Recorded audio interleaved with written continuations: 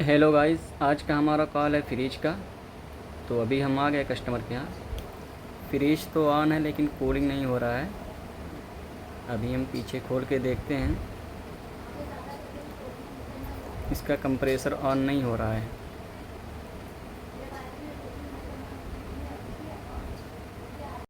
हमने PCB check किया, PCB सही है। ये 3 टाइम लाइट बिलिंग कर रही है, इसका मतलब कंप्रेसर ख़राब है।